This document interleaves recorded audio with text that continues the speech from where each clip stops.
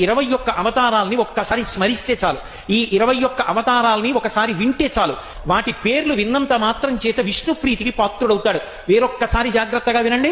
మొట్టమొదట ఆదినారాయణుడు సనకసనందనాదులు, దాని తర్వాత వచ్చినటువంటిది యజ్ఞవరాహావతారం, యజ్ఞవరాహావతారం తర్వాత నారదుడు, నారదుడి తర్వాత నరనారాయణుడు, నరనారాయణుడి తర్వాత వచ్చినటువంటిది కపిలావతారం, కపిలావతారం తర్వాత దత్తాత్రేయావతారం, దత్తాత్రేయావతారం తర్వాత యజ్ఞావతారం, యజ్ఞుని యొక్క అవతారం తర్వాత వృషభావతారం, వృషభావతారం తర్వాత వచ్చింది పృథుమహారాజు గారి అవతారం, పృథుమహారాజు గారి అవతారం తర్వాత వచ్చినటువంటి అవతారం మత్స్యావతారం, తర్వాత కూర్మావతారం, తర్వాత ధన్వంతరి, తర్వాత మోహిని, తర్వాత నరసింహుడు, తర్వాత వామనమూర్తి, తర్వాత పరశురాముడు, తర్వాత రాముడు, తర్వాత రామచంద్రమూర్తి, తర్వాత బలరాముడు, బలరాముడి తర్వాత కృష్ణ భగవానుడు, కృష్ణ భగవానుడి తర్వాత ఏకకాలంలో 2 అవతారాలు ఉంటూ ఉండొచ్చు వీటిల్లో.